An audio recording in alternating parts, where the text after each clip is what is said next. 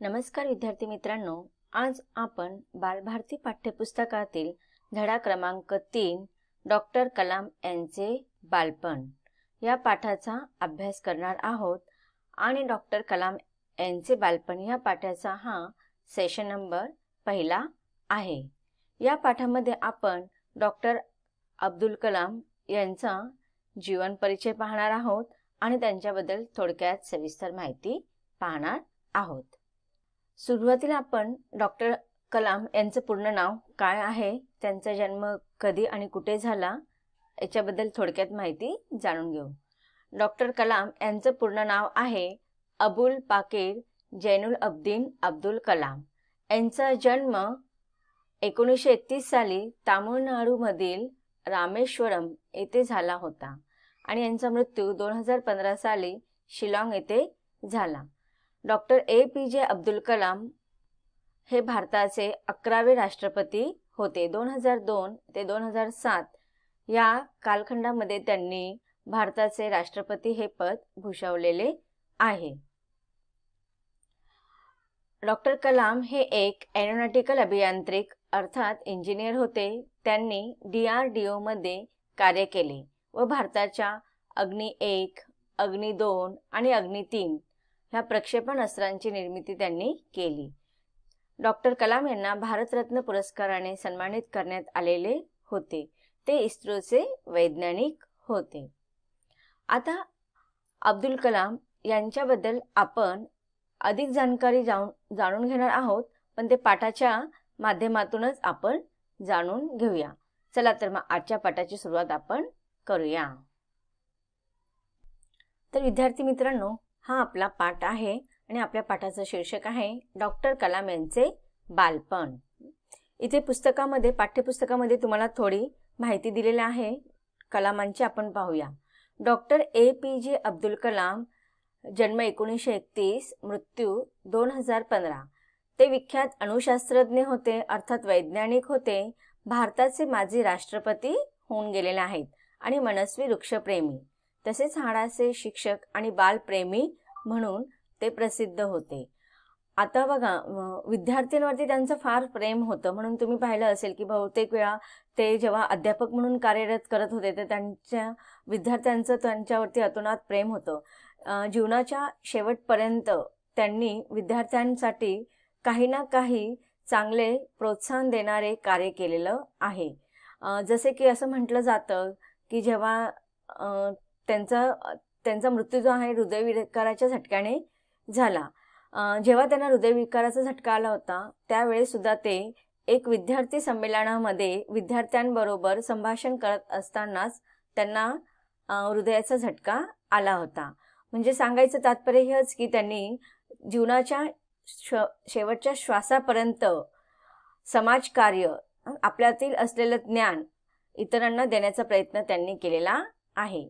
Wings of fire India 2020, a vision for the new millennium आणि ignited minds इत्यादी त्यांची पुस्तके प्रसिद्ध आहेत।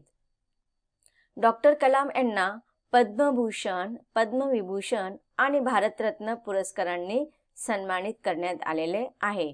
डॉक्टर कलाम यांच्या विंग्स ऑफ फायर या आत्मचरित्राचा माधुरी शानभाग यांनी अग्निपंख या नावाने अनुवादित केलेल्या पुस्तकातून खालील प्रसंग घेतलेले आहेत। आता बघा, या पाठाच्या माध्यमातून जो आज आपण पाठ घेणार आहोत ना, तो माधुरी शानभाग यांच्याद्वारे लिखित अग्निपंख या पुस्तकाचा एक छोटासा अंश आहे। आता अग्निपंख हे अनुवादित एक पुस्तक आहे, ज्याचा अनुवाद कशातून करण्यात आलेला आहे, डॉक्टर कलाम यांचं विंग्स ऑफ फायर हे इंग्रजीमध्ये लिहिलेलं आत्मचरित्र आहे। सगळ्यांनी लक्षात ठेवायचं आहे हे अत्यंत महत्त्वाच्या गोष्टी आहेत तुम्हाला। तर ह्या गोष्टी तुम्ही जेव्हा लक्षात घ्याल तेव्हा तुम्हाला त्याचा फायदा असा होणार आहे की तुम्ही जेव्हा तुम्हाला वाचनाची आवड, काही मुलांना बघा वाचनाची आवड असते पुस्तकं वाचण्याची, तर तुम्ही हे सगळ्या गोष्टी वाचल्या पाहिजेत। डॉक्टर अब्दुल कलाम यांचं आत्मचरित्र कोणतं आहे, कोणत्या नावाने त्याने लिहिलेलं आहे, तर विंग्स ऑफ फायर हे इंग्रजीमध्ये लिहिलेलं आहे आणि मराठीमध्ये त्याचं ट्रान्सलेट केलेलं आहे माधुरी शानभाग यांनी अग्निपंख या नावाने अनुवादित केलेला आहे. आणि अग्निपंख या पुस्तकातून आज आपण जो पाठ शिकणार आहोत तो घेतलेला एक छोटासा अंश आहे. आता या पाठ्यपुस्तकातून जो तुम्हाला पाठ दिलेला आहे ना, त्याच्यामध्ये आपल्याला अब्दुल कलाम यांची माहिती, त्यांचं लहानपण कसं गेलेलं आहे, काय काय त्यांनी लहानपणी केलेलं आहे, बालपणी त्यांनी काय काय केलेलं आहे, ह्या गोष्टी आज आपल्याला ते सांगणार आहेत. प्रतिकूल परिस्थितीवर मात करत शिकण्याची जिद्द. बघा, प्रतिकूल परिस्थिती म्हणजे काय की आपले परिस्थिती नसताना ते, आता बघा तुमच्याकडे सगळं साधनं उपलब्ध असतात, तुमच्या आई वडील जे असतात, पालक जे असतात, आजचे पालक खूप जागृत झालेले आहेत, ते मुलांच्या शिक्षणासाठी प्राधान्य देतात आणि त्यांना हव्या त्या गोष्टी, मुलांनी अभ्यास करावा म्हणून किंवा त्यांचं ज्ञान वाढवावं म्हणून त्यांना सगळ्या गोष्टी आणून देतात. पण परिस्थिती नसताना सुद्धा आपण आपल्याकडे उपलब्ध साहित्य नसताना अभ्यास करून पुढे ज्ञान मिळवून पुढे जाणे, याला आपण म्हणतो प्रतिकूल परिस्थिती. तर कलाम यांचं आर्थिक स्थिती फार गरिबीची होती. ती अशा प्रतिकूल परिस्थितीमध्ये सुद्धा त्यांनी मात करून त्यांच्यामध्ये जी शिकण्याची जिद्द होती ती शिक्षण पूर्ण त्यांनी केली, ती जिद्द त्यांनी पूर्ण करून दाखवली. त्यांच्या जीवनावर त्यांच्या आईवडिलांचा पडलेला प्रभाव आणि बहीण भाऊ यांचा सहवास यातून डॉक्टर APJ अब्दुल कलाम यांच्या बालपणीच्या जडणघडींचे चित्रण या पाठातून केलेलं आहे. की कशा रीतीने, बघा आता आपण म्हणतो की लहान मूल जे असतं ना, तो मातीचा गोळा असतो. मातीच्या गोळ्याला आपण जसा आकार दिला जातो ना, तसा त्या मातीच्या गोळ्याला आकार मिळतो आणि मग एक छानपैकी त्याचा आकार तयार होतो. तसंच लहान मूल सुद्धा असतं. लहान मुलाला बालपणामध्ये, म्हणजे आता तुमचं जे वय आहे ना, अगदी त्याच वयामध्ये ज्या प्रकारे संस्कार केले जातात, ज्या प्रकारे आई वडील किंवा त्यांचे मित्रमैत्रीण किंवा घरातील इतर जे भावंड असतात, त्या भावंडांच्या माध्यमातून, आई वडिलांच्या माध्यमातून मुलांवरती जे संस्कार केले जातात, त्या संस्काराचाच जडणघडण्याचा जो प्रकार आहे तो मुलांच्या मनावरती, त्यांच्या पूर्ण त्यांचं पुढचं जे आयुष्य जे असतं कसं ती जडणघडण केली जाते. म्हणजे लहानपणी मुलांना जसं काही गोष्टी शिकवल्या जातात, जसं त्या मटक्याला आकार दिला जातो ना, तसं हेच वय असतं की त्याच्यामध्ये त्यांना संस्कारक्षम कार्य करून मुलांवरती जडणघडण केलं जातं. मग ह्या बालपणीच्या जडणघडींचं चित्रण करत असताना त्यांचे आई वडील, त्यांचे भाऊ बहीण आणि इतर जे त्यांच्या लहानपणी त्यांच्या संपर्कात आले आणि कोणी कोणी त्यांच्यावरती कसे कसे संस्कार केलेले आहे, हे या पाठाच्या माध्यमातून आपण शिकणार आहोत. पाठाच्या सुरुवातीलाच लेखक काय म्हणत आहेत, आता ह्या पाठाचे लेखक म्हणून आपण कोणाची माहिती मिळत आहे आपल्याला? अब्दुल कलाम यांची. मग अब्दुल कलाम आपल्याला काय सांगत आहेत की माझ्या बालपणीच्या जगात, बालपणी म्हणजेच लहानपणीच्या जगात पुस्तक म्हणजे माझ्यासाठी एक दुर्मिळ वस्तू होती. दुर्मिळ म्हणजे सहजासहजी न मिळणे. आता बघा, आपल्याला पुस्तकांचं फार भडीमार आपल्याकडे लावलेलं असतं. आपल्याला वाचायला वेळ नसतं, पण एवढी पुस्तकं आपल्या घरामध्ये पडलेले असतात. आणि जरी पुस्तकं नसतील तरी आपण विविध साधनांच्या माध्यमातून पुस्तकांचं वाचन करू शकतो. जर समजा आता बघा, आपल्याला ह्या कोविड-19मुळे आपण घरात बसून अभ्यास करत आहोत की नाही, सगळे मुलं घरी बसून शाळेतला अभ्यास करत आहेत. म्हणजे बघा, मोबाईल आहे, लॅपटॉप आहे, कॉम्प्युटर आहे, यांच्या माध्यमातून आपण आपल्याकडे पुस्तक जरी नसलं तरी आपण आपल्याला जी पुस्तकं पाहिजे ते आपण त्याच्यामध्ये डाउनलोड करून घेऊ शकतो आणि आपला अभ्यास कंटिन्यू करू शकतो. म्हणजे आज कोणतीही गोष्ट अशी अशक्य नाहीये. पण अब्दुल कलाम, आता आपण पाहिलेलं आहे की त्यांचा जो जन्म झालेला आहे तो 1935 साली झालेला आहे, 31 साली झालेला आहे. म्हणजे त्या काळामध्ये पुस्तकांचं असं आता जसं आपण स्वाभाविकतेने आपल्याला उपलब्ध होतात पुस्तकं, तसं त्या काळामध्ये पुस्तकं ही सहजपणे उपलब्ध होत नव्हती. फार कमी प्रमाणामध्ये पुस्तक छापले जायचे आणि फार कमी प्रमाणामध्ये ते प्रत्येक ठिकाणी पोहोचले जायचे. म्हणून इथे अब्दुल कलाम काय सांगत आहेत की त्यांच्या लहानपणीच्या जगामध्ये पुस्तक म्हणजे फार त्यांच्यासाठी दुर्मिळ वस्तू असायची. खूप कमी प्रमाणामध्ये पुस्तक पाहायला मिळायचं आणि वाचायला मिळायचं. आमच्या गावात STR माणिकम नावाचे एक क्रांतिकारक राष्ट्रभक्त राहत होते. मग आता आपण पाहिलं की त्यांचा जन्म 1931 साली झालेला आहे.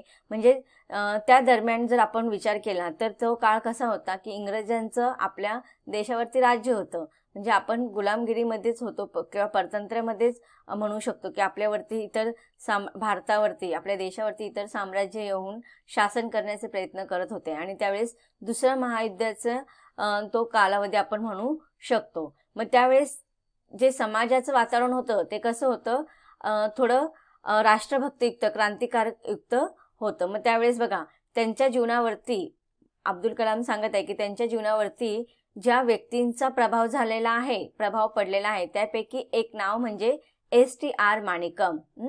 एस.टी.आर. माणिकम हे त्यांच्या जीवनात आलेले असे आदर्शवादी व्यक्ती आहेत की त्यांच्या राष्ट्रभक्तीचा किंवा त्यांच्या क्रांतिकारक जो जीवनशैली होता त्यांचा प्रभाव डॉक्टर अब्दुल कलाम यांच्या जीवनावरती पडला होता. त्यांच्याकडे पुस्तकांचा बऱ्यापैकी संग्रह होता. कोणाकडे? एस.टी.आर. माणिकम हे कोण होते? क्रांतिकारक होते, राष्ट्रभक्त होते, देशप्रेमी होते आणि त्यांच्याकडे भरपूर पुस्तकांचा संग्रह असायचा. आणि त्यांनी मला पुस्तके वाचण्यासाठी सदैव उत्तेजन दिले. उत्तेजन देणे, प्रोत्साहन देणे.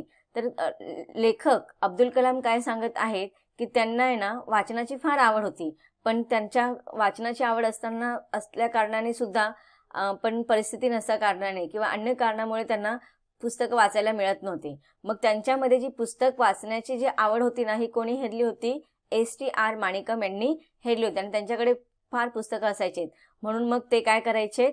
डॉक्टर अब्दुल कलाम यांना नेहमी चांगली पुस्तकं वाचण्यासाठी प्रोत्साहन द्यायचे, उत्तेजन द्यायचे. आणि मग मीही मिळेल ते वाचत गेलो. पुस्तके मागण्यासाठी मी त्यांच्या घरी धाव घेत असेल. बघा फक्त आहे ना ते प्रोत्साहन देऊन उपयोग नसतं की समोरच्या व्यक्तीमध्ये सुद्धा तेवढी उत्सुकता असली पाहिजे, कुतूहल असलं पाहिजे, वाचनाची आवड असली पाहिजे. अब्दुल कलाम मध्ये ती जी वाचनाची आवड होती ती पहिल्यापासून असल्या कारणाने जेव्हा माणिकम हे त्यांना प्रोत्साहन द्यायचे ना त्यामुळे त्यांना अजून चावायचं आणि जे काही वाचता येईल, चांगल्या पुस्तकं म्हणू दे, लहान मुलांची असू दे किंवा क्रांतिकारकांच्या गोष्टी असू दे, देशातील कोणत्याही स्तरावरील पुस्तकं असू दे, ते वाचण्याचा प्रयत्न करायचे. आणि मग प्रत्येक वेळी त्यांच्याकडे पुस्तकं नसायची कलामांकडे, म्हणून ते कोणाकडे जायचे पुस्तकं वाचण्यासाठी? एस.टी.आर. माणिकम यांच्याकडे वाचण्यासाठी जायचं.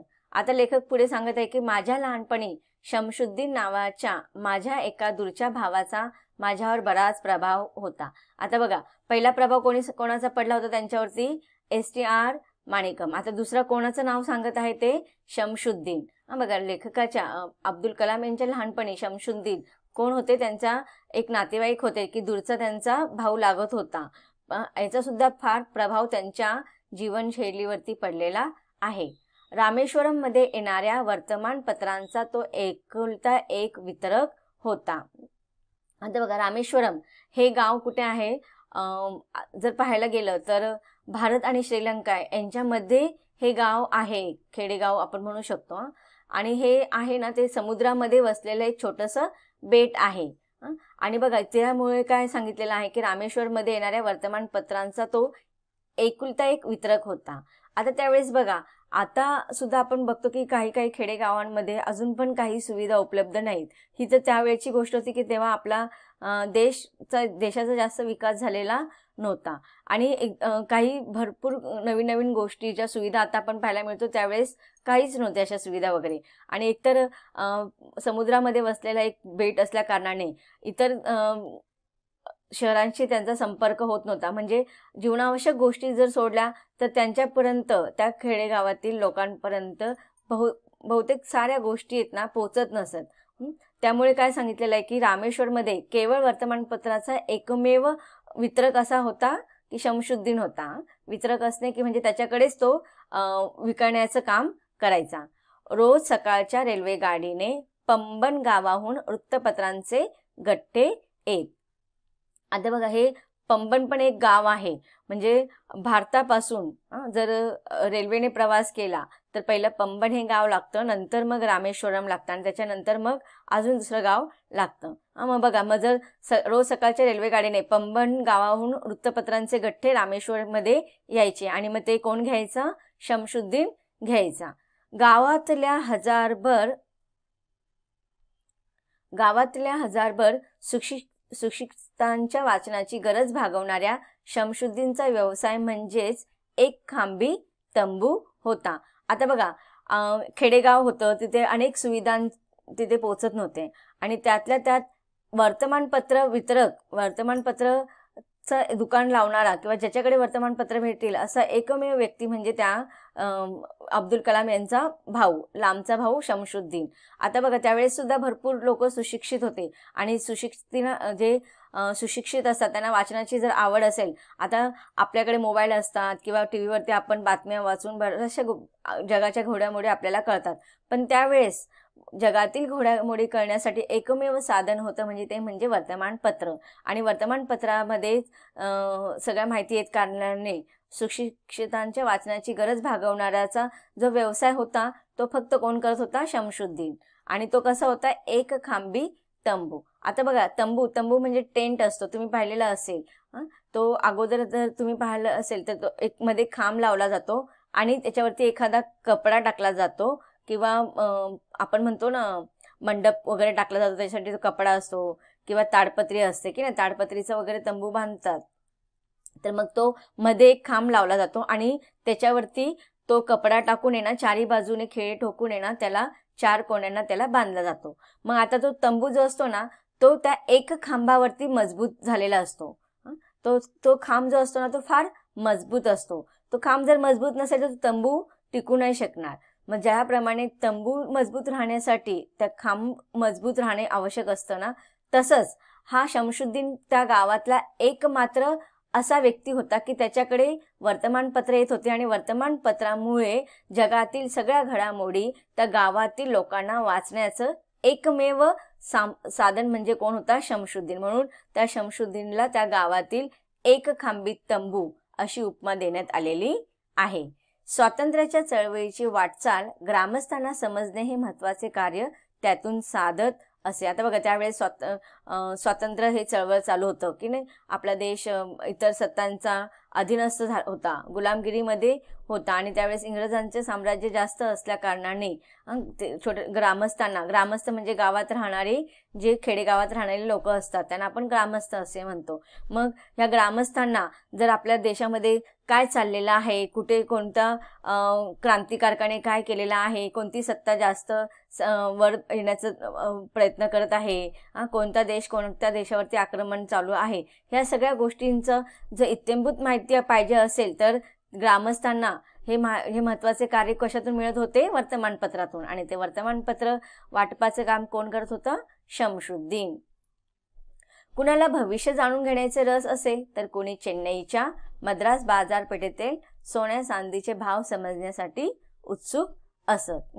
आता बघा प्रत्येकाला वाचनाची आवड असते, पण वाचनाची आवड जरी असली तर प्रत्येकाचा वाचनाचा जो मुद्दा असतो ना तो वेगवेगळा असतो. कोणाला बघा बातम्यांमध्ये सुद्धा बघा बातम्या आपण पाहतो तर कोणाला खेळासंबंधित बातम्या पाहायला आवडतात, कोणाला सांस्कृतिक कार्यक्रमांसंबंधित बातम्या पाहायला आवडतात, कोणाला जगाच्या काय घडामोडी चाललेल्या आहेत ह्या बातम्या ऐकायला किंवा वाचायला आवडतात. प्रत्येकाचा एक बघा तुम्ही वृत्तपत्र जर पाहिले, वर्तमानपत्र जर पाहिले, भरपूर पेजेस असतात आणि त्या पेजेसवरती वेगवेगळ्या पानावरती वेगवेगळे मथळे असतात. पहिल्या पानावरती जगभरातले हेडलाईन असतात, शेवटच्या पानावरती सगळ्या खेळाच्या संदर्भात असतात, मधल्या पानांवरती थोडी साहित्यिक माहिती, सांस्कृतिक माहिती, शैक्षणिक माहिती असतात की नाही, खेळासंदर्भात माहिती, म्हणजे वेगवेगळ्या पानांवरती वेगवेगळी माहिती असते. मग जो तो आपापल्या आवडीप्रमाणे ते पान वाचत असतं. मग कोणाला भविष्य जाणून घेण्यामध्ये रस असतं तर कोणाला सोन्या चांदीचे भाव समजण्यासाठी